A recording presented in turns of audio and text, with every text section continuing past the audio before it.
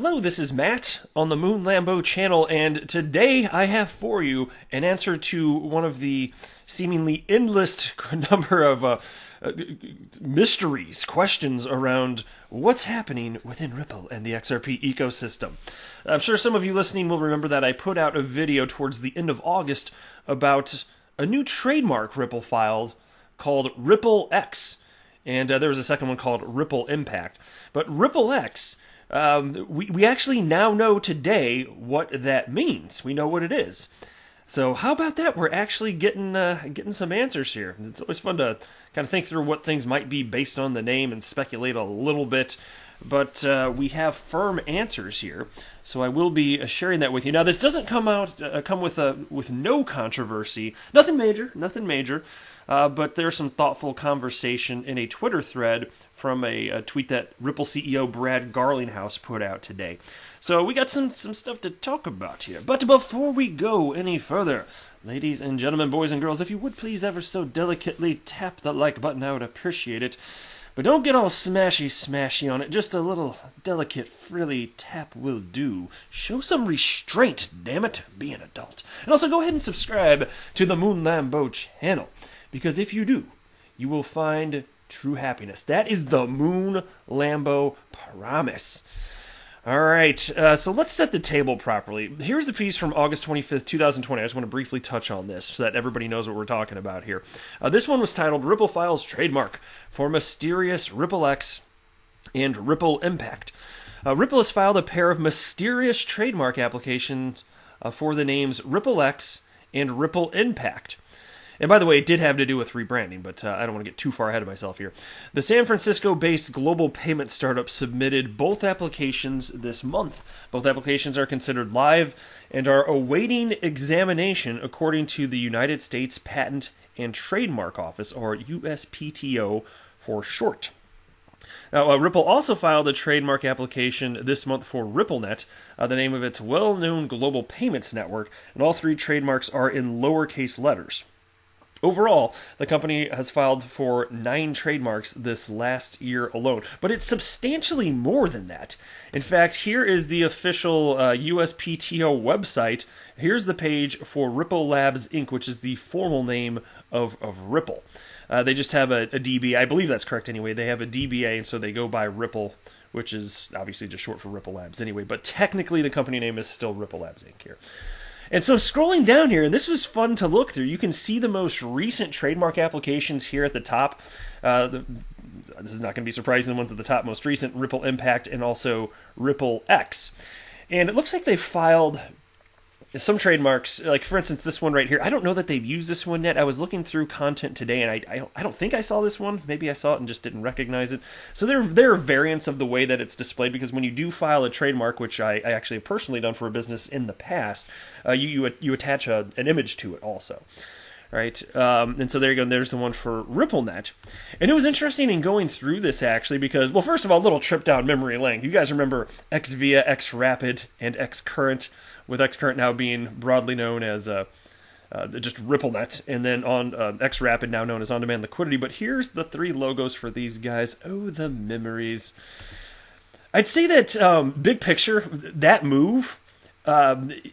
Overall, I do like it. It's just it does make things a little bit more convoluted in the sense that when you're talking about on-demand liquidity, sometimes people, and rightfully so, are referencing on-demand liquidity, which is a part of RippleNet. Whereas previously, when you just had, for instance, XRapid and XCurrent, they were completely considered separate. And so it's not that the technology or anything changed it. It's the way that we're using our mouth words to clump them together. Sometimes people, the way that it's worded, it gets a little convoluted in understanding what people are actually talking about. And I've seen people conflate the two.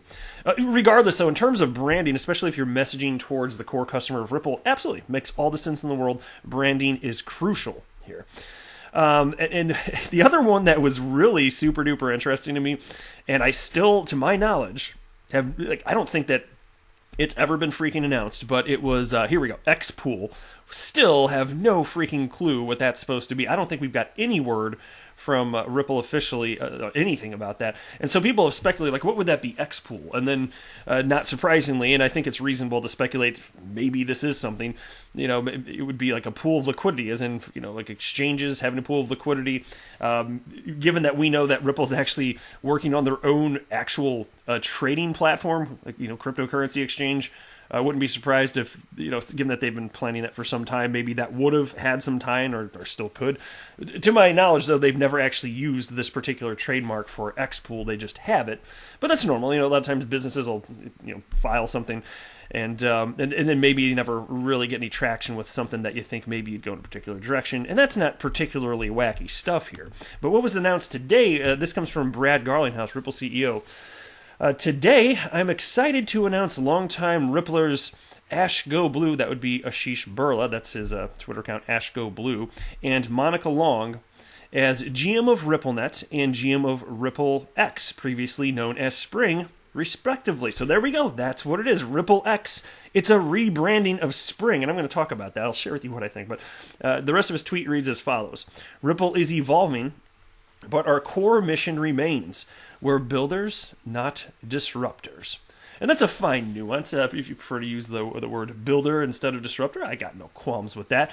But I will say, as much as I do love Spring, now known as RippleX, which I'm still going to have to get used to saying, Spring's great.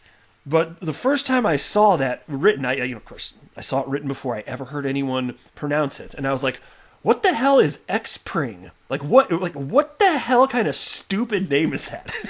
And I love Ripple. Like I'm not trying to sound overly harsh. I'm laughing about it, obviously. But I was like, Xpring, and that's the way everybody says it before they hear it properly said. So it's pronounced Spring, but there's no way a normal human could look at the arrangement in those letters and be like, yeah, that's Spring, duh, of course it is. It's intuitive. No, it is nothing of the sort. It is nothing of the sort. So I have no problems whatsoever with them chucking that and then replacing it with RippleX. That's perfectly fine, and it's in line with the branding mission here. And so again, not without controversy. No, again, like I said, nothing major, but I did want to highlight this because I appreciate diversity of thought quite genuinely, and so I want to share with you perspective from Matt Hamilton, member of the XRP community, who wrote, "Congrats to both. However, I have to say renaming Spring to RippleX doesn't make much sense to me and likely causes even more confusion. Does this mean all the Spring APIs will now change name?" And that's fine. Like, again, I love diversity of thought. It's perfectly reasonable to have that stance. I don't happen to share that opinion. I'm willing to be persuaded. But and we don't know all of the rationale for why Ripple decided to change the name. But I can tell you from the personal experience that branding is of the utmost importance. It's crucial. And so, and that would outweigh, again, there's another tweet from him I'm going to share with you, but to me that would outweigh any potential short-term headaches that would result from that. And so, somebody named Blank at Dr. Gooby here on the Twitters wrote in response to Matt Hamilton, "It clearly is to keep in line with the rest of the naming and branding convention, like in the thumbnail. Long-term strategy overrules short-term inconvenience. We all got used to the switch from XRapid to on-demand liquidity in 4 seconds. Took me more like 5 or 6 seconds, but I got the cut of your jib." Yeah, and actually, so my thinking was more in line with this individual's here as well. The strategy in terms of branding outweighs any short-term pain. Now, Matt Hamilton's response was the following. The difference with XRapid / on-demand liquidity is that there were not code libraries of their named after them. Yes, it may be a small change one-off, but I don't see the benefit of doing so. And so again, I'm willing to be persuaded for sure, but I would just share with you again at this point, branding trumps this, in my humble opinion. So even if it results in some headaches in the short term, even citing what he's talking about in terms of APIs here and all that, to me it's like, make the change. I never liked this name Spring anyway. If I could have changed one name that Ripple had put out there that hasn't already been changed, it would be Spring. I mean, I can't think of another that would be a close second. So I certainly don't mind that. But again, that's just my humble opinion. We're all entitled to our own thoughts, and some of you, perhaps I'm sure listening, agree with Matt Hamilton. That's perfectly fine as well. Here's the piece that was put out Yeah, here we go. This is Ripple's official blog, Ripple Insights, and they titled this "Ripple's Mission in Action." They released this today, explaining kind of what's going on here. But today's economies are increasingly global. The advent of new technology has transformed the standardization, speed, and cost of the transportation of goods and information exchange. Yet, financial services and the exchange of value remains unreliable, slow, and expensive. Ripple is changing the status quo. Through our robust suite of products and services, we're eliminating the friction inherent in our global financial system, enabling payments for everyone, everywhere. To accelerate our efforts, we're appointing new executive leadership across the organization, building out our global engineering team to support our growing number of customers in more places, and refreshing our brand to better match our obsession with streamlining today's financial system. Awesome.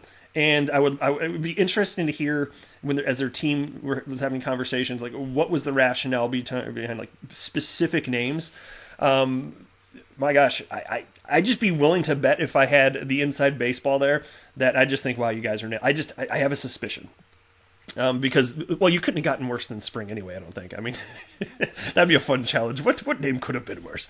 But anyway, RippleNet offers a distributed financial network combined with financial solutions to move money with the same speed and standards that information moves today. Now, as far as RippleX, here's what they stated here.